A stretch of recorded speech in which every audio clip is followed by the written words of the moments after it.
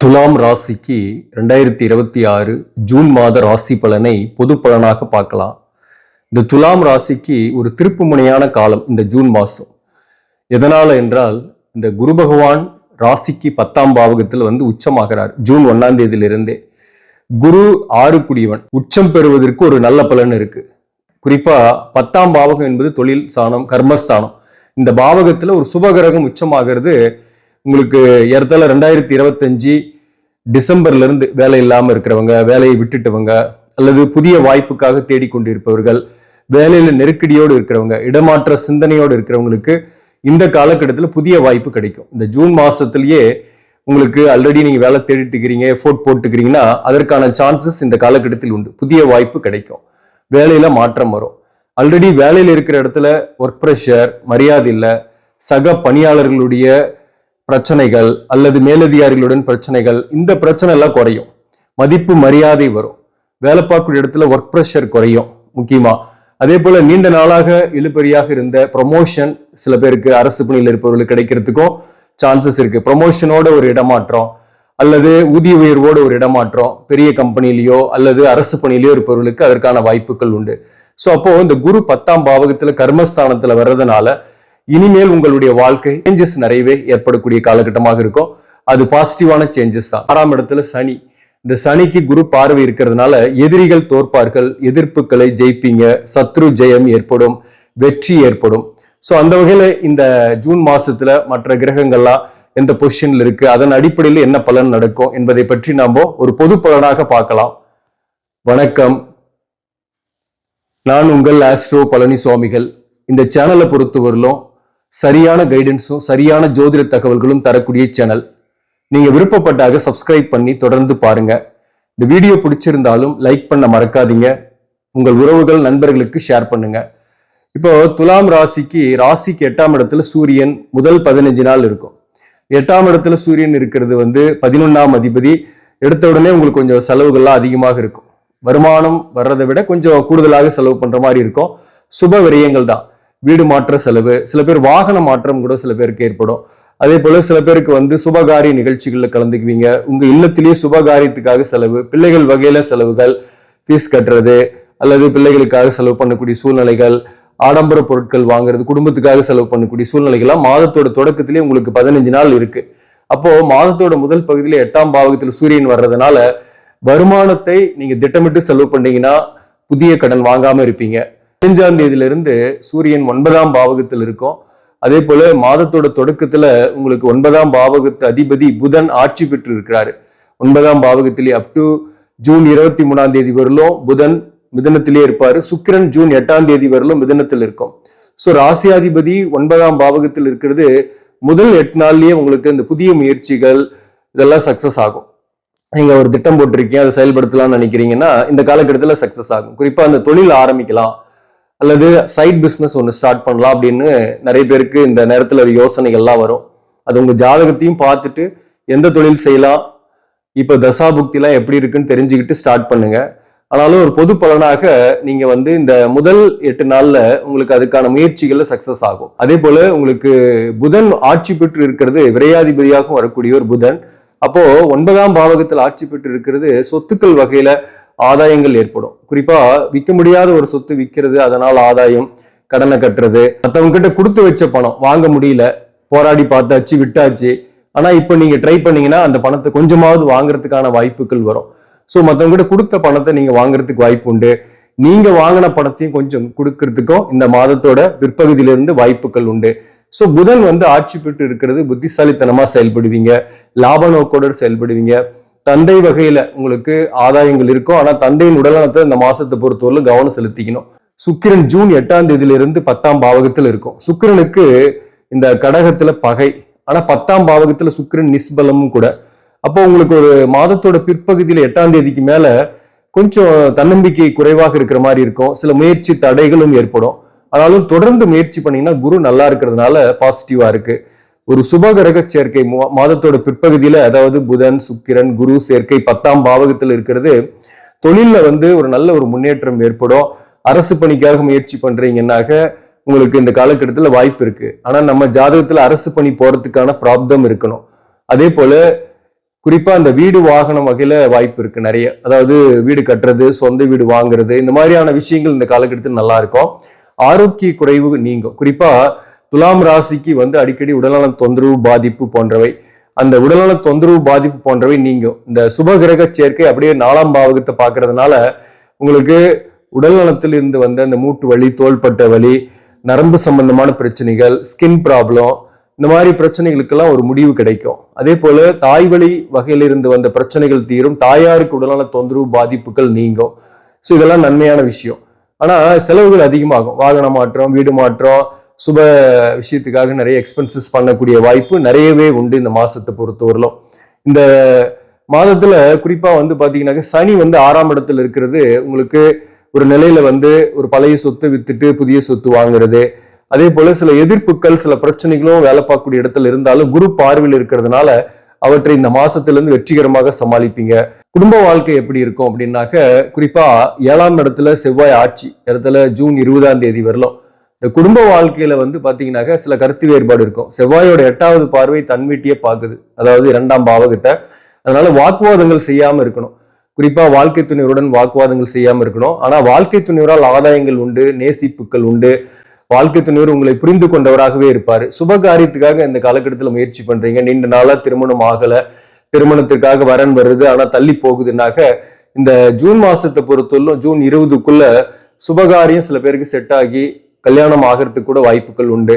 மறுமணத்திற்காக வரன் பார்த்துட்டு இருக்கிறீங்க, வரன் செட் ஆகலன்றவங்களுக்கு ஒரு புதிய உறவு ஏற்பட்டு அது மறுமணத்தில் முடியக்கூடிய வாய்ப்பும் உண்டு. இந்த 7ஆம் அதிபதி செவ்வாய் 7ஆம் பாவகத்திலே ஆட்சி பெற்று இருக்கிறதுனால ஆல்ரெடி கணவன் மனைவி ஒரே வீட்டில் இருக்கிறவங்களுக்கு கொஞ்சம் வாக்குவாதங்கள்லாம் வரும், விட்டு கொடுத்து போகணும். மற்றபடி ஆஸ் யூஷுவல் லைஃப் போய்கிட்டு தான் இருக்கும், பிரச்சனை கிடையாது.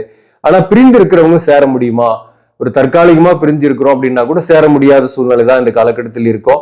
இந்த மாசத்தை பொறுத்தவரை சொல்றாரு. இந்த காலகட்டத்தில் காதலர்கள் இருக்கீங்க அப்படின்னாக்க, ஒரு காதல் இருக்கீங்க, ஒரு நட்புல இருக்கீங்க, எதிர்ப்பாளினுடைய ரிலேஷன்ஷிப்ல இருக்கீங்கன்னா சில மிஸ் அண்டர்ஸ்டாண்டிங் எல்லாம் போகும்.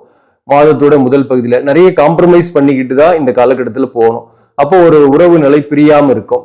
சில உறவுகள் உங்களுக்கு தேவையில்லாம டிஸ்டர்பன்ஸ் கொடுப்பாங்க. அதாவது நீங்க அமைதியா போனா கூட தந்தை வழி உறவுகள் அல்லது சகோதர வழி உறவுகள் உங்களுக்கு ஒரு மன வருத்தத்தை கொடுப்பாங்க, அல்லது ஏதோ ஒரு வகையில குடைச்சலை கொடுக்கறதுக்கும் வாய்ப்புகள் உண்டு. ஸோ அப்போ விலகி இருக்கிறது நல்லது. அவங்களை விட்டு கொஞ்சம் தள்ளி இருந்தீங்கன்னாவே இந்த காலகட்டத்தில் மன நிம்மதியோடு இருப்பீங்க. இந்த மாசத்தை பொறுத்தவரையிலும் பிசினஸ் பண்ணக்கூடியவர்களுக்கு வருமானம் கூடுதலாக தான் வரும், திடீர்னு வரும். அதாவது நீங்க ஆல்ரெடி கொடுத்து வச்ச பணம் வாங்குறதுக்கு அல்லது ஏதோ ஒரு வகையில பிசினஸ்லயே நிறைய ஆர்டர் அதை முடிச்சு கொடுக்கக்கூடிய சூழ்நிலைகள்லாம் வரும். பட் எக்ஸ்பென்சஸும் அதை விட அதிகமாகும். கடனை வாங்காம கொஞ்சம் திட்டமிட்டு செலவு பண்ணீங்கன்னாகவே புதிய கடன் படாம இருக்கக்கூடிய சூழ்நிலை ஏற்படும்.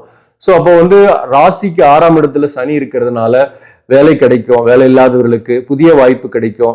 ஆனா 10ல குரு வர்றது ஒரு அன்சாட்டிஸ்பேக்ஷன் அல்லவா கொடுக்கும். வேலை தொழில்ல ஒரு நிரந்தரமான ஒரு நிலைமை இல்லாம, ஒரு சாட்டிஸ்பேக்ஷன் இல்லாம கொடுக்கும்.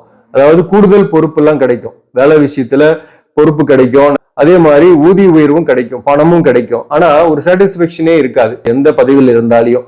அதாவது அதுக்காக அன்சாட்டிஸ்பேக்ஷன் இருக்காது, அடிக்கடி மாறவும் கூடாது. புதிய வாய்ப்பு கிடைச்ச பின்னாடி பழைய அந்த வேலையை விட்டுட்டு நீங்க புதிய வாய்ப்புக்கு போகணும். அதுதான் இந்த காலகட்டத்துல முக்கியமான அட்வைஸ். இந்த குரு பயிற்சி காலகட்டத்துல படிக்கக்கூடிய மாணவர்களை பொறுத்தவரையிலும் சிறப்பாக இருக்கும். படிக்கக்கூடிய மாணவர்களுக்கு நீங்க எதிர்பார்த்த கோர்ஸே ஜாயின் பண்றதுக்கு வாய்ப்பு இருக்கு. ஆனா எக்ஸ்பென்சஸ் ஆகும், கொஞ்சம் பணம் விரையும் செலவு பண்ணி தான் நீங்க அந்த கோர்ஸ்ல ஜாயின் பண்ற மாதிரி இருக்கும். மாதத்தை பொறுத்தவரையிலும் நிதி நிர்வாகம், மருத்துவம் சார்ந்த தொழில், வாக்காளர் பிழைக்கக்கூடிய தொழில், ஆசிரியர் பணி, வக்கீல், சேல்ஸ் அண்ட் மார்க்கெட்டிங், அதே போல நீர் சம்பந்தமான தொழில், விவசாயம் சார்ந்த தொழில், கம்ப்யூட்டர், அக்கவுண்ட்ஸ், நிர்வாகம், மீடியா, இந்த துறைகளில் இருப்பவர்கள், ஆன்மீகம் சார்ந்த துறைகளில் பணிபுரியக்கூடியவர்களுக்கு இந்த காலகட்டத்தில் நல்ல ஒரு முன்னேற்றம் வரும், வருமானம் வரும், வாய்ப்புகள் கிடைக்கும். மூவ் பண்ற மாதிரியும் சில பேருக்கு இருக்கும், பொறுப்புகளோடு அது மூவ் பண்ற மாதிரி இருக்கும். ஸோ துலாம் ராசிக்கு ஒரு திருப்பு முனையான காலம். இத்தனை நாளா வேலை இல்லை, வேலையில பிரச்சனைங்கிறவங்களுக்கு அது மாற்றம் வரும். அந்த மாற்றம் ஓரளவுக்கு நிம்மதியை கொடுக்கும். ஆனாலும் உங்களுக்கு ஒரு சாட்டிஸ்பேக்ஷன் இருக்காது. இன்னும் மேலே போகணும், இன்னும் அடுத்த படி போகணும்னு நினைப்பீங்க. அது நீங்க உங்களுடைய தகுதியை வளர்த்துக்கலாம், குவாலிஃபிகேஷன் வளர்த்துக்கலாம், படிக்கலாம், புதிய வாய்ப்புகள்லாம் உண்டு, மேலும் படிக்கிறதுக்கான சான்சஸ் எல்லாம் உண்டு, கத்துக்கலாம். அதன் மூலம் நீங்க அடுத்த கட்ட வேலைக்கு போறது, அடுத்த கட்ட பதவிக்கு போறதெல்லாம் இந்த காலகட்டத்தில் உண்டு. அதாவது குரு ஒரு அன்சாட்டிஸ்பேக்ஷன் ஏற்படுத்தி உங்களை டெவலப் பண்ணிக்கிட்டே இருப்பாரு. அதுதான் 10ஆம் பாவகத்தில் இருக்கக்கூடிய குரு. சித்திரை நட்சத்திரம் 3ஆம் பாதம் 4ஆம் பாதம் துலாம் ராசியில் இருக்கும். இந்த சித்திரை நட்சத்திரத்தில் பிறந்தவர்களுக்கு கணவன் மனைவி உறவு நிலை சில கருத்து வேறுபாடுகள் இருக்கும். ஒரு 3வது நபருடைய தலையிட்டால் சில பிரச்சனைகள் வரலாம். குறிப்பா தந்தை வழி உறவுகளால சில மன வருத்தம் அல்லது சகோதரர்களுடன் கருத்து வேறுபாடு வரக்கூடிய வாய்ப்பு உண்டு. சித்திரை நட்சத்திரத்தில் பிறந்தவர்களுக்கு வருமானம் கூடுதலாக கிடைக்கும். பதவி உயர்வு ஊதிய உயர்வு கிடைக்கக்கூடிய வாய்ப்பு சில பேருக்கு உண்டு. சில பேருக்கு புதிய வேலை கிடைச்சி வேற ஒரு இடத்துல போய் ஜாயின் பண்ற மாதிரி இருக்கும். சில பேருக்கு இருக்கிற இடத்துலயே பதவி உயர்வு ஊதிய உயர்வு அல்லது டிபார்ட்மெண்ட் சேஞ்சஸ் ஏற்படும். சில பேருக்கு வீடு மாற்றம் ஏற்படும். சித்திரை நட்சத்திரத்தில் பிறந்தவர்களுக்கு கடன் வாங்காம திட்டமிட்டு செலவு பண்ணீங்கன்னா புதிய கடன் வாங்காம இருக்கிறதுக்கான வாய்ப்புகள் ஏற்படும். கடனுடைய அழுத்தம் இந்த காலகட்டத்தில் கொஞ்சம் இருக்கும். மாதத்தோட 15 நாள். சுவாதி நட்சத்திரத்தில் பிறந்தவர்களுக்குமே பாத்தீங்கன்னாக்க மற்றவங்க கிட்ட கொடுத்து வச்ச பணத்தை இந்த முறை கேட்டீங்கன்னாக்க இந்த காலகட்டத்தில் உங்களுக்கு மீண்டும் வாங்குறதுக்கான வாய்ப்பு உண்டு.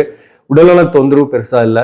புதிய வேலை வாய்ப்பு கிடைக்கும். வேலை தேடக்கூடியவர்களுக்கு ஆல்ரெடி வேலையில் இருப்பவங்க, அங்க பிரச்சனையோடு இருக்கிறவங்க, உத்தியோகத்தில் இருக்கக்கூடிய இழுபறிகள் நீங்கும். பதவி உயர்வோ ஊதிய உயர்வோ எதிர்பார்க்குறீங்கன்னா அதற்கான வாய்ப்புகள் உண்டு. கணவன் மனைவி உறவு நிலை ஒரு நாள் போல் ஒரு நாள் இருக்காது. ஆனா ஒரு நாள் ரொம்ப சந்தோஷமா இருப்பீங்க, ஒரு நாள் ரொம்ப கொஞ்சம் சேடா இருக்கும். பிள்ளைகள் வகையில செலவுகள், பிள்ளைகள் வகையில உங்களுக்கு சுப நிகழ்ச்சிகள் போன்றவை இந்த காலகட்டத்தில் ஏற்படும். ஸோ அந்த வகையில ஒரு மகிழ்ச்சி இருக்கும் இந்த காலகட்டத்தை பொறுத்தவரையிலும்.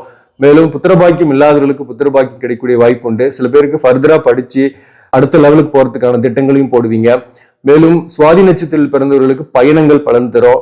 அலைச்சல் இருக்கும். திடீர்னு வேற ஊருக்கு போயிட்டு வரக்கூடிய வாய்ப்பு வரும். வேலையில கூட வேற ஒரு ஊர்ல போய் ஜாயின் பண்ற மாதிரி சூழ்நிலைகள் ஏற்படும்.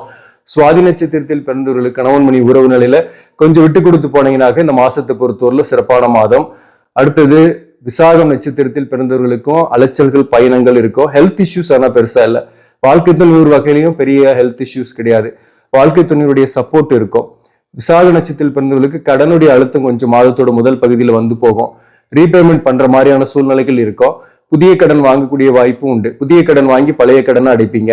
விசாக நட்சத்திரத்தில் பிறந்தவர்களுக்கு கணவன் மனைவிக்குள்ள ஒரு பெரிய அளவுக்கு மிஸ் அண்டர்ஸ்டாண்டிங் கிடையாது. ஒரு அளவுக்கு ஒற்றுமை இருக்கும்.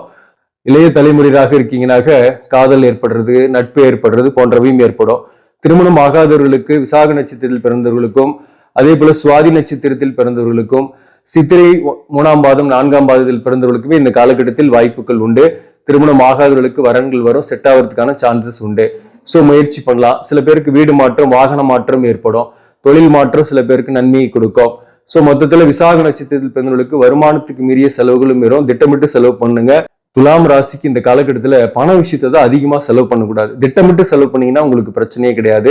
புதிய கடன் இல்லாம, ஒரு மன அழுத்தம் இல்லாம இந்த காலகட்டம் நிம்மதியா இருக்கும். ஆனா வாய்ப்பு கிடைக்கும், அதை பயன்படுத்திக்கணும். கொஞ்சம் முயற்சிகள் தடை இருந்தாலும் தொடர்ந்து முயற்சி பண்ணி அந்த வாய்ப்பை பிடிப்பீங்க. அந்த வாய்ப்பு உங்களுக்கு கிடைக்கும். அதன் மூலம் உங்களுக்கு ஒரு முன்னேற்றம் இந்த மாதத்திலிருந்து ஆரம்பிக்கும். ஸோ திருப்பு முனையான காலகட்டம். இந்த மாதத்தை பொறுத்தவரை நீங்கள் வழிபட வேண்டிய தெய்வம் சிவாலயங்களுக்கு சென்று தட்சிணாமூர்த்திக்கு கொண்டக்கடலை மாலை, மஞ்சள் நிறத்தில் அங்கவஸ்திரம் சாத்தி ஒரு அபிஷேகம் அர்ச்சனை செஞ்சீங்க. வேலை வாய்ப்பு இல்லாதவர்களுக்கு வேலை வாய்ப்பு கிடைக்கும். திருமணம் ஆகாதவர்களுக்கு திருமண வாய்ப்புகள் கைகூடி வரும். புத்திரபாக்கியம் இல்லாதவர்களுக்கு புத்திரபாக்கியம் கிடைக்கக்கூடிய வாய்ப்பும் உண்டு. ஸோ தனம், புத்திரர்கள் போன்றவற்றால் உங்களுக்கு இந்த காலகட்டத்தில் பிரச்சனை இல்லாமல் இருக்கணும்னாக்க நீங்க தட்சிணாமூர்த்தி வழிபாடு செய்யுங்க. நெய் தீபம் ஏற்றிட்டு வாங்க. நன்மைகள் உண்டாகும். நன்றி, வணக்கம்.